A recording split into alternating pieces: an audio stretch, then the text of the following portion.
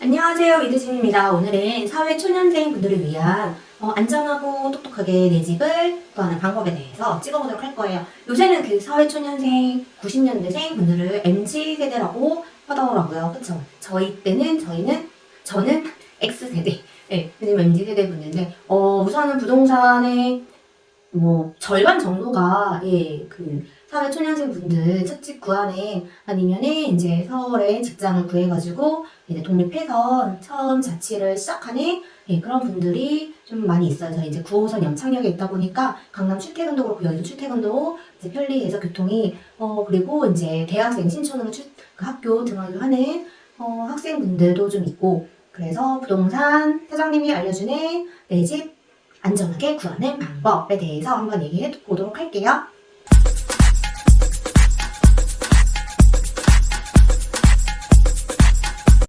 우선 집을 구하기 위해서 부동산에 문의를 해야 되잖아요. 무턱대고 그냥 네이버에 쳐가지고 그냥 나와 있는 그 지역의 부동산에 전화를 할까요? 보통은 그렇게 안 하시죠. 그래서 매물 광고 처음에 이제 집을 구할 때 먼저 나만의 그 기준이 있어야 그걸 가지고 광고도 이제 서치를 할 거 아니에요. 그래서 첫 번째 이제 지역 선정. 어느 지역에 그리고 광고 매물을 보다가 보면은 물론 강남에 출퇴근을 하면은 강남에 집을 구하는 게 가장 베스트겠지만 예산이라는 게 있을 거 아니에요. 그래서 나의 예산. 나의 예산이 어느 정도라는 금액이 설정이 되면은 그때 이제 지역을 검색을 해보세요. 그럼 막상 강남 지역에는 내가 살 수 있는 곳이 없겠구나 라고 판단이 되면은 이제 그 교통편으로 이렇게 범위를 넓혀 가야겠죠. 그래서 지역 선정을 할 때는 나의 예산에 맞춰서 시세 파악을 하는 게 좋아요. 왜냐면은 아무리 그 광고를 보고 그 금액에 그 집에 문의를 하신다고 하셔도 보통은 되게 부동산에 문의를 하면서 본인이 본 매물은 2천에 70짜리 월세 매물인데 그리고 광고 올린 거 컨디션이 굉장히 좋고 이런 조건에 있는데 부동산에 전화를 해서는 저의 예산은 2천에 50이 예산이고 관리비까지 55까지는 괜찮다. 그렇게 하시고서는 풀옵션에 주차도 돼야 되고 아무튼 완벽한 조건을 말해서 이 금액을 부동산 사장님한테 아무리 말씀을 드려도 이 지역의 시세가 이거라면 이런 집은 있을까요? 없을까요? 없어요. 그래서 최대한 헛수고를 안 해야 되잖아요. 그러니까 집을 구하는 저도 시세가 파악이 돼야 돼요. 그래야 사장님하고 소통도 잘 되고 이제 원하는 최적의 집을 구하실 수 있거든요. 그래서 나의 예산에 맞춰서 지역을 선정한 후에 그거에 대한 시세를 파악을 하세요. 시세를 파악할 때는 매물 광고를 보시는 게 가장 좋으세요. 왜냐면은 월세 매물 같은 경우에는 매매는 실거래가 아파트나 이렇게 실거래가가 있지만 월세 같은 경우에는 실거래가 그게 주택 같은 경우에는 그 호수 하나하나 그 실거래가가 나와 있지 않거든요. 그러니까 이제 광고는 이제 여러 종류가 있겠죠. 기본적으로 네이버 부동산 있을 거고, 그 다음에 이제 어플, 직방, 다방, 이런 식으로 광고 매물을 지역을 설정해가지고, 이제 보세요. 보시게 되시면은 나는 투룸을 원하는데, 나는 방이 2개였으면 좋겠는데, 그리고 심지어 요 지역에 투룸을 꼭 하고 싶다 해서 봤더니 예산에 훨씬 초과하는 그런 시대인 거예요. 그렇게 되면은 둘 중에 하나는 포기를 해야 되겠죠. 지역을 조금 더 멀리 이동을 시키던지 아니면 방을 1.5룸이나 원룸으로 축소를 시키던지 이런 식으로 내가 원하는 모든 걸 다 갖춰가지고 그런 집을 구할 수는 없단 말이에요. 그러니까 시세에 맞고 내가 원하는 방 타입은 무엇인지 이거를 먼저 다 광고를 보시고 파악을 하세요. 그리고 봤는데 직방 광고 네이버에 마음에 드는 게 있다고 하시면은 그 즐겨찾기처럼 이렇게 별표에 그 북마크 이렇게 해도 되시고 아니 캡처를 해 놓으세요. 캡처 마음에 드는 거를 이렇게 캡처를 몇 개를 해 놓으시고 그렇게 해서 지역 선정과 시세 파악이 완료가 되면은 이제 캡처해서 본 그 방 중에 부동산 문의를 해야겠죠. 그리고 문의를 하기 전에 또 하나 결정을 해놓으실 게 있으세요. 왜냐면 광고를 이렇게 캡처해서 본 매물 중에 내가 진짜로 집을 구하는 거에 있어서 정말 정말 중요하게 보는 최소 3가지. 최소 3가지에서 5가지. 이거를 먼저 결정을 해놓으셔야 되세요. 왜냐면 이거는 사람마다 취향이 다르고 중요하게 생각하시는 게 다르기 때문에 나는 첫 번째 채광이 진짜 중요하다. 채광이 중요해서 무조건 남향 아니면 동향으로. 채광이 정말 중요하신 이런 분들은 만약에 빌라 투룸을 구하신다고 하시면 빌라가 보통 이제 5층까지 있잖아요. 4층, 5층 위로 올라갈수록 채광은 더 좋아지겠죠. 네, 근데 요 빌라에 엘베가 없어요. 엘베가 없는 4, 5층을 매일 걸어서 나는 올라갈 수 있을 것인가에 대한 고민을 또 하셔야 돼요. 왜냐면 집을 막상 보는데 집은 너무 많이 드는데 또 엘리베이터가 없어서 올라가기가 너무 힘들다. 이게 또 중요하게 되면은 채광과 두 번째 엘베까지 충족을 시켜야 된단 말이에요. 근데 빌라도 그렇고 이제 오피스텔은 다 엘리베이터가 있으니까 이 엘베가 들어간 건물은 빌라를 기준으로 봤으면 2000 거의 10년 그 중반 15년, 16년 이렇게 2000년대 초반에 들어간 빌라들은 엘베가 없단 말이에요. 그래서 2000년, 10년, 2010년 그 이후 중반 이후 그런 빌라를 만들 그렇게 되면은 엘베가 들어간 건물은 거의 신축급이라고 보면 되겠죠. 신축급의 채광이 좋은 방은 나의 예산에 포함이 대부분 될까요? 안 되겠죠. 초과를 하겠죠. 그래서 그렇게 되면 금액이 이제 올라갈 수 있다는 거를 꼭 확인을 하셔야 되기 때문에 그리고 3번째 주차 뭐 4번째 반려동물이 있으면 반려동물 이런 식으로 집을 구하는 거에 있어서 내가 꼭 갖춰야 되고 중요하게 생각하는 그런 것들을 꼭 정해서 먼저 광고를 꼼꼼하게 보시고 나는 반려동물이 있는데 내가 마음에 드는 그 방은 반려동물이 금지다. 아니면 난 주차를 해야 되는데 광고에 올라오면 마음에 드는 그 매물은 주차가 불가다. 이런 것까지 꼼꼼하게 보신 다음에 문의를 하시라는 거예요. 왜냐면은 그렇게 해서 그 집을 본들 이런 조건이 내가 충족해야 되는 조건이 이게 안 되는데 뭐 집 구경하는 것밖에 안 되잖아요 사실. 그러니까 그래서 최소 내가 꼭 중요하게 생각하고 내가 집을 구하는 거에 있어서 이게 충족이 돼야 되는 조건들을 꼭 스스로 정해놓으세요. 이거는 뭐 법적인 뭐 용어나 진짜 막 인터넷에 떠도는 뭐 특약 뭐 이거 꼭 넣어야 된다. 이거보다 오히려 집 구하는 거에 있어서 저는 이게 더 먼저라고 생각하거든요. 왜냐면 이거를 설정을 안 해놓고 2개, 뭐 3개 집을 비교를 하시면서 그때 비교하면서 어떡하지? 그 중에 뭘 포기하는 게 낫지? 약간 이렇게 고민을 하다가 보면은 어느 순간 이미 또 그 집은 나가버리거든요. 나가서 또 발품을 팔아서 또 시간을 내서 또 다른 집을 또 찾아야 되는 그 수고를 해야 되기 때문에 미리미리 나는 어떤 집을 더 선호하는지 나한테는 어떤 집이 더 필요한지에 대해서 꼭 체크하시고 그 다음에 이제 부동산에 문의를 하세요. 부동산에 문의를 할 때는 이제 보는 광고를 보고 그 집을 볼 수 있는지 그리고 그 집 이외에도 저에게 필요한 조건은 예산은 어느 정도인데 그리고 저는 주차를 해야 되고 반려동물이 있습니다. 그리고 저는 뭐 엘베가 꼭 있는 건물이었으면 좋겠습니다. 그 조건 같은 거를 부동산한테 얘기를 하고 다른 매물 더 보여주실 거 있으면 제가 방문을 드릴 때 같이 좀 볼 수 있었으면 좋겠다라고 해서 딱 그 매물만 보시지 마시고 다른 매물도 같이 보고 비교할 수 있도록 그렇게 약속을 잡으세요. 그리고 이제 3번째 부동산 미팅. 부동산 미팅 같은 경우에는 사실 이거는 성향의 차이일 수도 있고 보시죠. 이게 부동산 성향의 차이, 쇼핑 성향이랑 비슷하듯이 최대한 좀 기간을 많이 두고 매물을 최대한 많이 보시려는 손님이 계시고 최대한 많은 매물을 보시고 싶은 손님이 계시고 2번째 한 개를 보더라도 내 조건에 최적이면 계약을 하시는 손님도 계세요. 진짜. 최대한 많은 매물을 보시는 손님들 같은 경우에는 일단은 입주가 지금이 이제 12월 거의 말일이 다 돼가는데 입주가 만약에 2월이에요. 2월. 이제 한 달 조금 더 남은 거죠. 그러면은 2월에 입주신 분들은 사실 지금 열심히 집을 보러 다니셔야 되세요. 얼마 안 남았잖아요. 그쵸?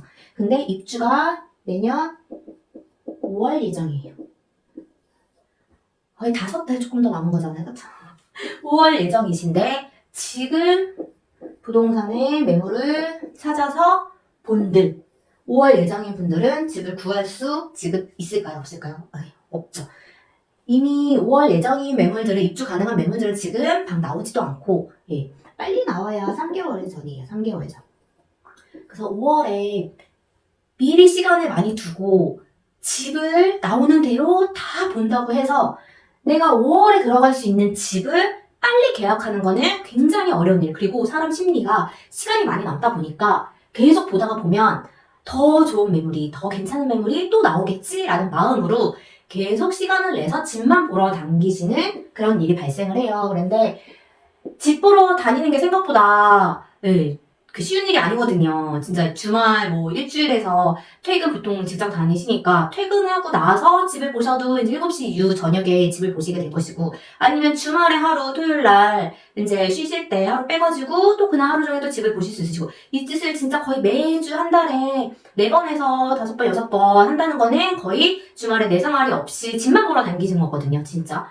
근데 그렇다고 해서 또 집을 결정도 안 되고 계속 보러만 다니시는데 에너지 소비와 시간 낭비와 그럴 가능성이 굉장히 많아요. 그래서 일단은 기간이 이렇게 많이 남은 상태에서는 네이버나 이제 어플로 내가 원하는 지역의 시세만이라도 그냥 파악을 하세요. 시세를 먼저 파악을 하시고 그리고 내가 원하는 집은 이제 어떻게 좀 조건이랑 이런 거를 조금 더 정리를 하시면서 최소 이제 3개월, 3개월 정도 그때부터 보셔도 충분하시니까 그렇게 하시고 이제 진짜 정말 당장 한 달, 2달밖에 안 남은 상태에서는 이제 부동산 미팅을 잡게 되면은 원하는 매물이 지금처럼 매물이 이렇게 많이 없는 시기에는 사실 더 많이 보여달라고 부탁을 하셔도 사실 보여드릴 게 그렇게 많지가 않아서 이제 예전에는 매물이 많을 때는 정말 막 10개 중에서도 몇 개 이제 정말 딱 추려가지고 베스트만 이렇게 보여드렸거든요. 지금은 그나마라도 그냥 있는 거 보여드리는 게 사실 현실이기는 해요. 그래서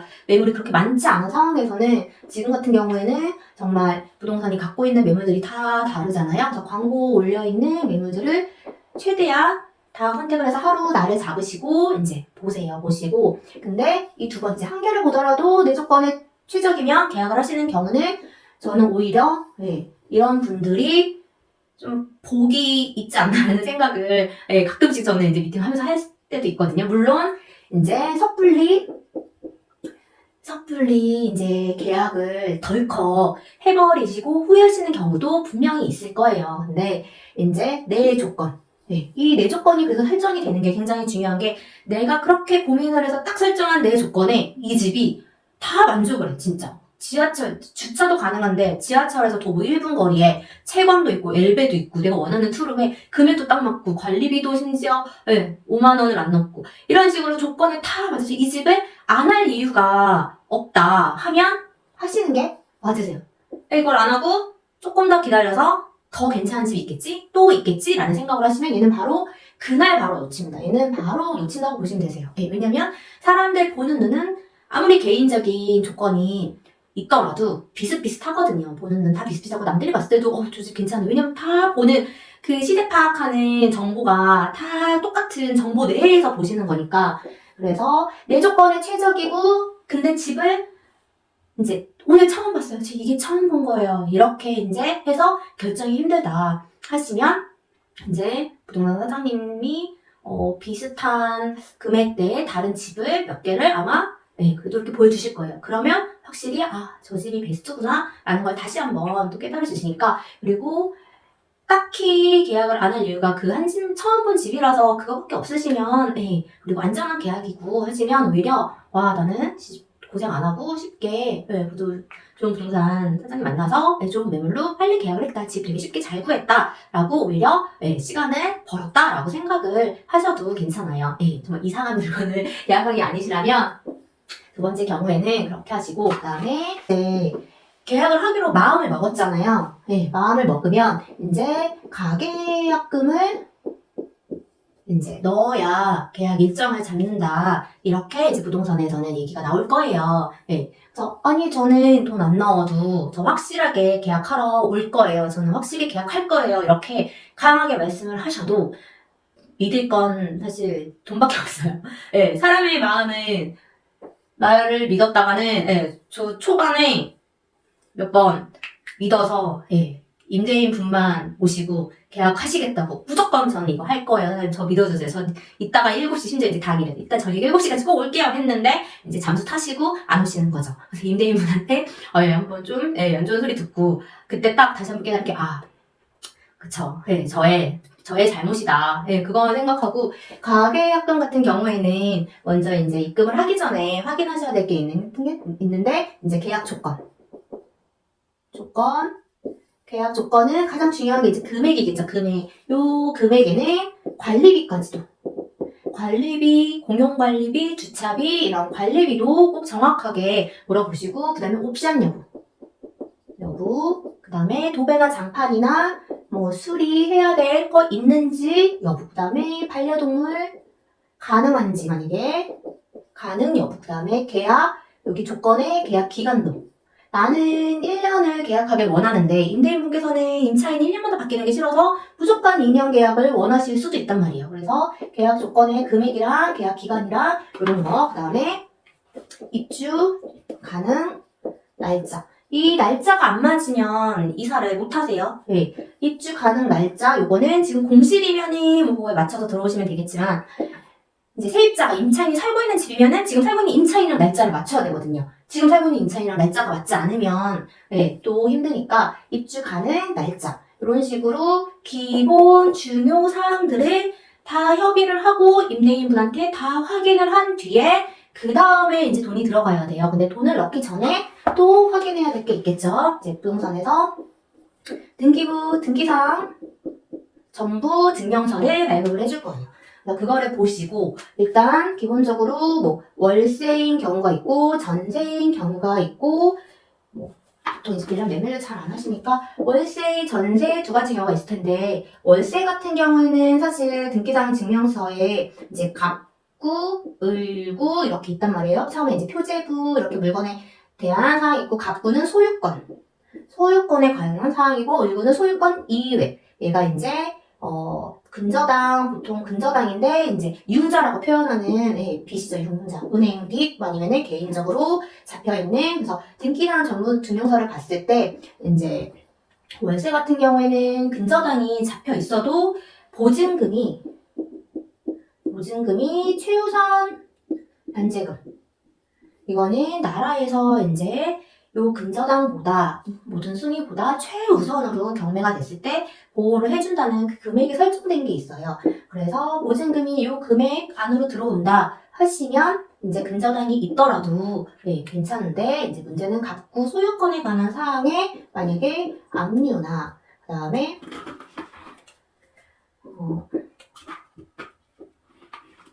압류 같은 게 걸려 있으면 거의 대부분 얘는 이제 조세채권이거든요. 세금을 안 내서 압류된 거기 때문에 이때는 아무리 월세여도 압류를 해결을 하고 계약서를 쓰기 전까지 이제 납부하셔가지고 내는 걸 확인을 하셔야 되시고 그 다음에 전세 같은 경우에는 압류도 있으면 안 되고 근저당도 빌라 같은 경우에는 오피스텔도 그렇고 아예 없애야 돼요. 만약에 혹시라도 근저당이 있다면 잔금 전 혹은 잔금 시 동시에 말소하는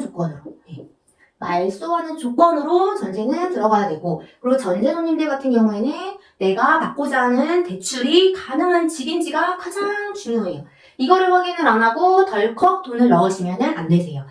월세는 사실 대출을 받는 게 아니기 때문에 크게 근데 전세 같은 경우에는 대출이 안 나오면은 잔금 때 누가 잔금을 못 치러요? 임차인은 제가 잔금을 못 치른단 말이에요. 그럼 돈을 어디서 빌려가지고 잔금을 치러서 입주를 해야 되니까 꼭 전세 매물은 대출이 가능한지 그래서 이제 사회초년생 분들 같은 경우에는 보통 집을 이제 구할 때 대출을 많이 하시는 게 이제 LH 당첨자 분들은 LH를 구하시고 그 다음에 중기청, 그 다음에 버팀목 요거 많이 하시잖아요. 근데 준비창 같은 경우에는 아마 이제 올해가 마지막으로 저거는 없어질 것 같은, 예, 계속 얘기가 계속 나오고 있거든요. 그래서 지금 금리가 굉장히 많이 올라가는 상태에서 너무 초저금리라서 준비창 없을 가능성이 있고, 그래서 이제 보통은 이제 또 보증보험.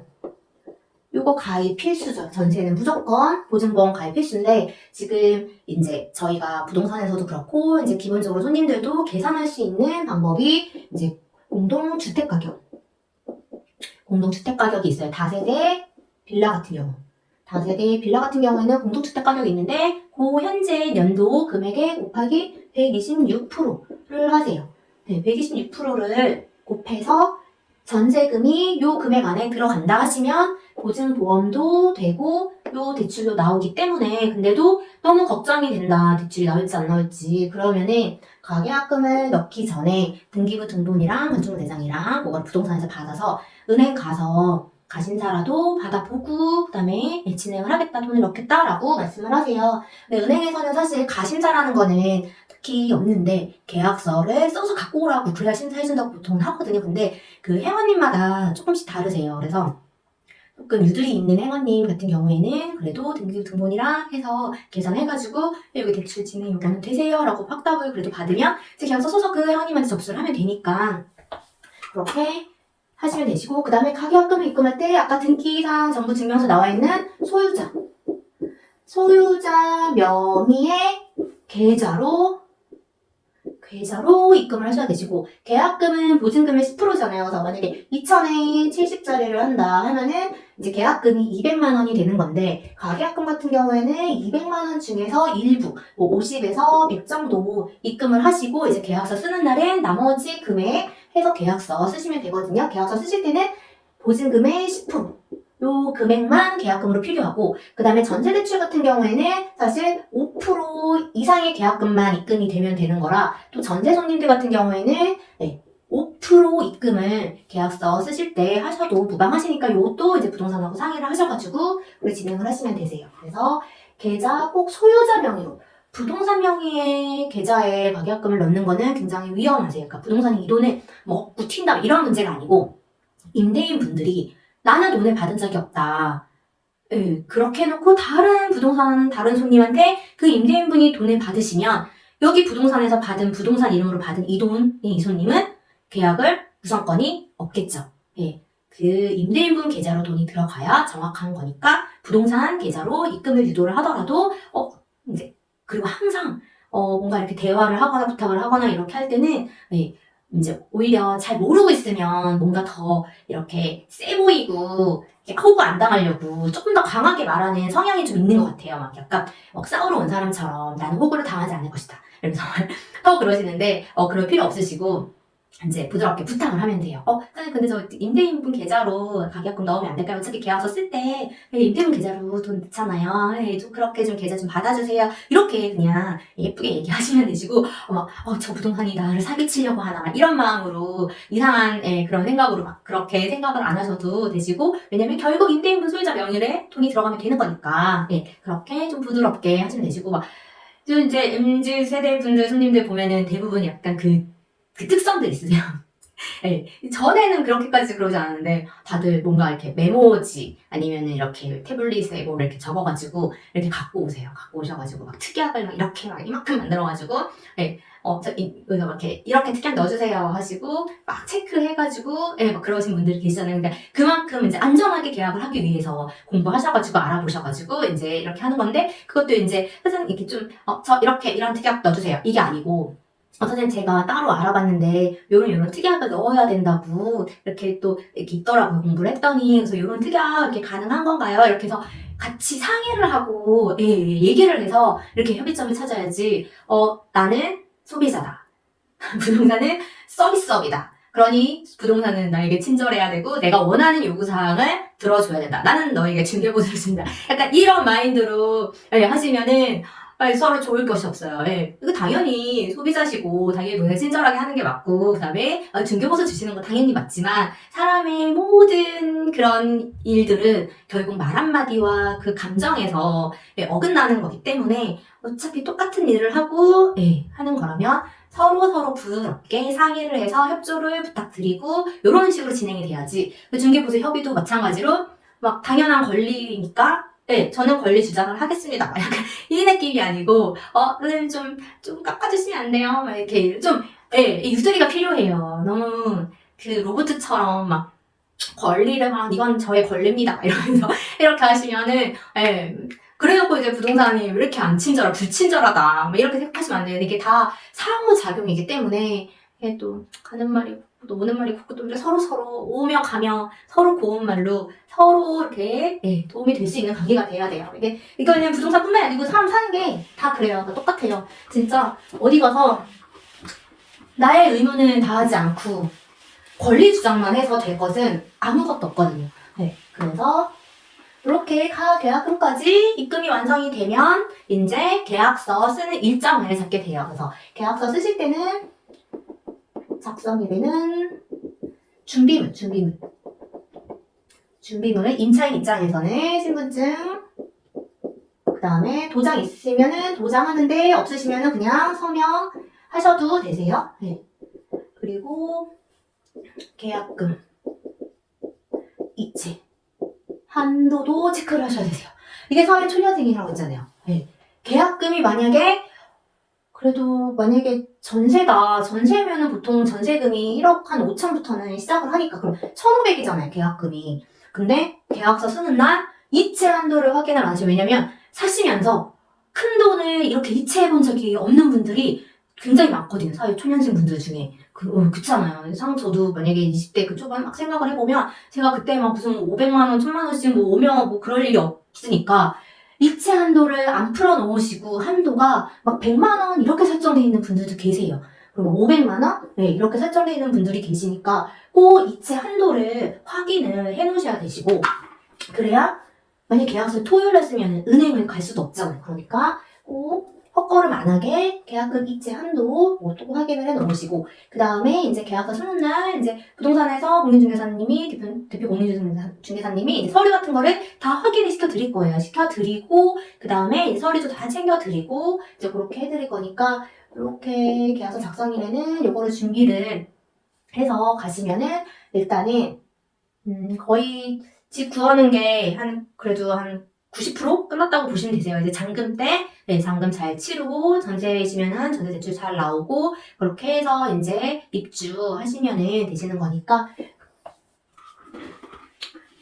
그리고 계약서 작성할 때, 궁금한 거, 이제 모르시는 게 많을 수도 있잖아요. 그러니까 궁금한 거랑 이런 거는 예, 많이 물어보세요. 물어보시면 이제 최대한 답변 잘 해드리고 예, 그렇잖아요. 의문점이 남아있으면 인터넷에 또 찾아보시다가 이 상황이 제 상황이 아닌데도 이제 또 따로 오해를 하실 수가 있기 때문에 가장 정확한 거는 이제 그 자리에서 물어보셔가지고 그렇게 하시면 될 것 같아요. 그러면은 일단은 지금 오늘은 집 구하는 그 과정을 손님 입장에서 좀 설명을 드렸고요. 다음에 또 이제 사회초년생 분들을 위한 예, 그 부동산 관련 용어나 예, 그런 뭐 설명 같은 거 또 한번 영상을 찍어볼게요. 안녕.